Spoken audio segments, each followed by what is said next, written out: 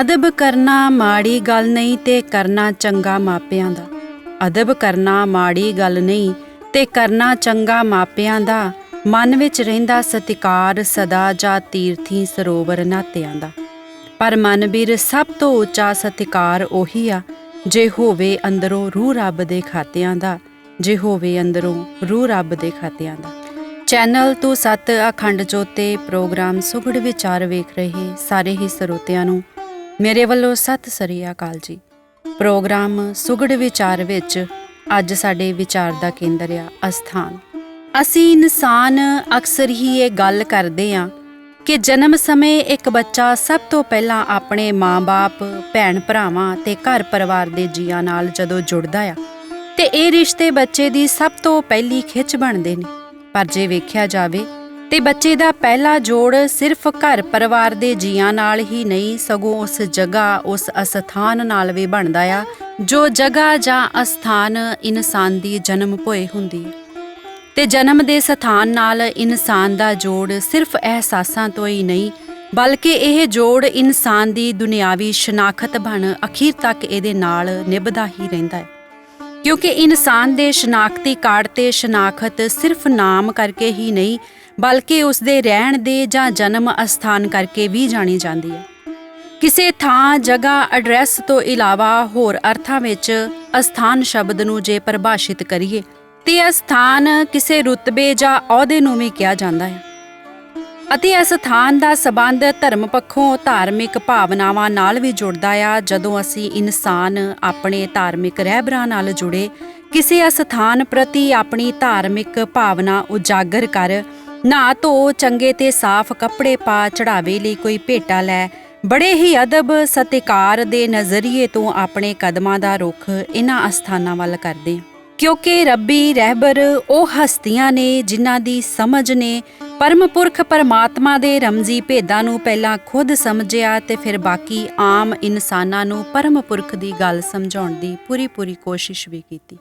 ਹੁਣ ਇੱਥੇ ਜਿਹੜੀ ਕਰਨ ਵਾਲੀ ਗੱਲ ਆ, ਜੋ ਅੱਜ ਸਾਡੇ ਸੁਗੜ ਵਿਚਾਰ ਦਾ ਪੱਖ ਆ, ਉਹ ਇਹ ਆ ਕਿ ਜਿਨ੍ਹਾਂ ਸਾਹਿਬ ਉਪਾਸ਼ਕਾਂ ਨੇ ਮੂਲ ਪੁਰਖ ਪਰਮ ਪਿਤਾ ਪਰਮਾਤਮਾ ਨਾਲ ਆਪ ਦੀ ਸਾਂਝ ਬਣਾਈ, ਉਹਨਾਂ ਉਪਾਸ਼ਕਾਂ ਜਾਂ ਰਹਿਬਰਾਂ ਦੇ ਨਾਮ ਨਾਲ ਜੁੜੇ ਜਿਹੜੇ ਸੰਸਾਰ ਵਿੱਚ ਉਪਸਥਿਤ ਬਾਹਰੀ ਅਸਥਾਨ ਨੇ, ਉਹਨਾਂ ਪ੍ਰਤੀ ਤਾਂ ਅਸੀਂ ਆਪਣੀ ਸਮਝ ਵਿੱਚ ਅਦਬ ਤੇ ਸਤਿਕਾਰ ਰੱਖਣ ਦੀ ਜਾਚ ਸਿੱਖ ਲਈ। ਇੰਨੀ ਕੋ ਤਾਂ ਲਿਆਕਤ ਸਾਡੀ ਸਮਝ ਵਿੱਚ ਉਜਾਗਰ ਹੋ ਗਈ ਕਿ ਧਾਰਮਿਕ ਅਸਥਾਨਾਂ ਦੀ ਮਾਣ ਮਰਿਆਦਾ ਕੀ ਹੈ।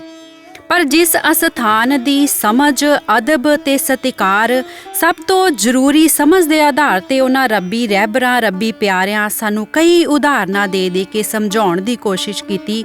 ਜਿਸ ਅਸਥਾਨ ਨੂੰ ਖੋਜਣਾ ਸਾਡਾ ਮਨੁੱਖਾਂ ਦਾ ਸਭ ਤੋਂ ਜ਼ਰੂਰੀ ਮਨੋਰਥ ਦੱਸਿਆ, ਸ਼ਾਇਦ ਅਸੀਂ ਇਨਸਾਨ ਉਹਨਾਂ ਦੀ ਇੰਨੀ ਕੋਸ਼ਿਸ਼ ਦੇ ਬਾਵਜੂਦ ਵੀ ਉਸ ਪਾਕ, ਪਵਿੱਤਰ, ਉੱਚ ਤੇ ਸਤ ਅਸਥਾਨ ਬਾਰੇ ਸਮਝਣ ਤੋਂ ਅੱਜ ਵੀ ਕਿਸੇ ਹੱਦ ਤੱਕ ਵਾਂਝੇ ਹੀ ਰਹਿ ਗਏ ਹਾਂ। ਪੰਜਵੇਂ ਪਾਤਸ਼ਾਹ ਸਾਹਿਬ ਸ੍ਰੀ ਗੁਰੂ ਅਰਜਨ ਦੇਵ ਜੀ ਫਰਮਾਨ ਕਰਦੇ ਨੇ, ਰੂਪ ਸਤ ਜਾਕਾ ਸਤ ਅਸਥਾਨ। ਕਹਿੰਦੇ ਜਿਸ ਸਤ ਪੁਰਖ ਦਾ ਰੂਪ ਵੀ ਸਤ ਆ ਤੇ ਉਸ ਦਾ ਅਸਥਾਨ ਵੀ ਸਤ ਆ। ਤੇ ਉਸ ਸਤ ਪੁਰਖ ਦੇ ਅਸਥਾਨ ਬਾਰੇ ਦੱਸਦੇ ਹੋਏ ਅੱਗੇ ਸਾਨੂੰ ਸਮਝ ਦਿੰਦੇ ਨੇ, ਸਤ ਪੁਰਖ ਸਭ ਮਾਹੇ ਸਮਾਣੀ। ਕਹਿੰਦੇ ਉਹ ਸਤ ਪੁਰਖ ਤੇ ਸਤ ਪੁਰਖ ਦਾ ਅਸਥਾਨ ਮਨੁੱਖ ਦੀ ਇਸੇ ਹੀ ਕਾਇਆ ਕੋਠੜੀ ਵਿੱਚ ਮੌਜੂਦ ਆ। ਤੀਸਰੇ ਪਾਤਸ਼ਾਹ ਆਖਦੇ ਨੇ, ਇਸ ਕਾਇਆ ਅੰਦਰ ਜਗ ਜੀਵਨ ਦਾਤਾ ਵਸੈ, ਸਭਨਾ ਕਰੇ ਪ੍ਰਤਪਾਲਾ।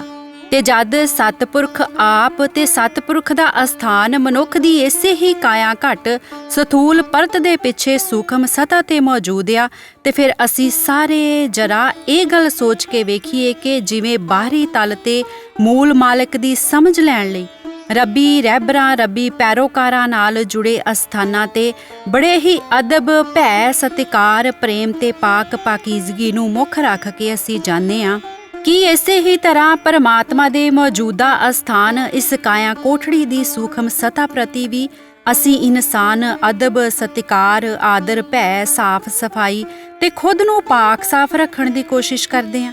ਕਿ ਕਾਇਆ ਕੋਠੜੀ ਦੀ ਸੂਖਮ ਸਤਾ ਦਾ ਅਸੀਂ ਰੋਜ਼ ਝਾੜੂ ਪੋਚਾ ਕਰ, ਮਾਂਜ ਮੰਜਾਈ ਦੁਆਰਾ ਅਵਗੁਣਾਂ ਦੀ ਕਾਲਖ ਨੂੰ ਧੋ ਕੇ ਗੁਣਾਂ ਨੂੰ ਨਿਖਾਰਨ ਦੀ ਕੋਸ਼ਿਸ਼ ਕਰਦੇ ਹਾਂ। ਕੀ ਆਪਣੀ ਜੀਭਾ ਦੁਆਰਾ ਸੱਚ ਬੋਲ ਕੇ ਅਸੀਂ ਹਰ ਰੋਜ਼ ਸ਼ਬਦ ਦਾ ਜਾਪ ਜਪਦੇ ਹਾਂ?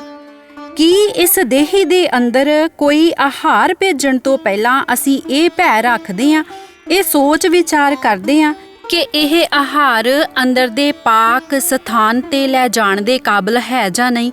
ਕੀ ਅੱਖ ਵਧਾ ਕੇ ਅਸੀਂ ਅੰਤਰ ਧਿਆਨ ਹੋ ਕੇ ਸਤਿਪੁਰਖ ਦੇ ਅਸਥਾਨ ਤੇ ਹਰ ਰੋਜ਼ ਆਪ ਦੀ ਹਾਜ਼ਰੀ ਭਰਦੇ ਹਾਂ? ਕਿਉਂਕਿ ਗੁਰੂ ਗੁਰਬਾਣੀ ਫਰਮਾਨਿਆ ਬਾਹਰੋਂ ਮੂਲ ਨਾ ਖੋਜੀਏ ਘਰ ਮਾਹੇ ਵਿਧਾਤਾ। ਫਰੀਦ ਜੀ ਆਖਦੇ ਨੇ, ਫਰੀਦਾ ਜੰਗਲ ਜੰਗਲ ਕਿਆ ਭਵਹਿ ਵਣਕੰਡਾ ਮੋੜੈ ਹੈ, ਵਸੀ ਰੱਬ ਹੀ ਹਾਲੀਐ ਜੰਗਲ ਕਿਆ ਢੂੰਡੈ।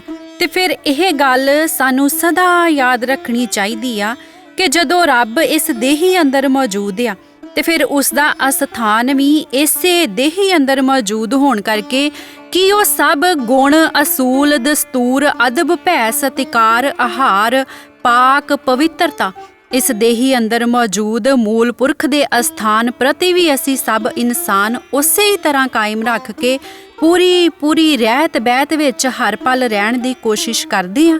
ਜਿਸ ਪਵਿੱਤਰਤਾ ਨੂੰ ਕਾਇਮ ਰੱਖ ਅਸੀਂ ਸੰਸਾਰਕ ਤਲ ਤੇ ਮੌਜੂਦ ਸਾਹਿਬ ਪਿਆਰਿਆਂ ਦੇ ਅਸਥਾਨਾਂ ਤੇ ਮੂਲ ਪੁਰਖ ਦੀ ਸਿਫਤ ਸਲਾਹ ਸੁਣਨ ਖਾਤਰ ਜਾਣ ਵੇਲੇ ਕਾਇਮ ਰੱਖਦੇ ਹਾਂ।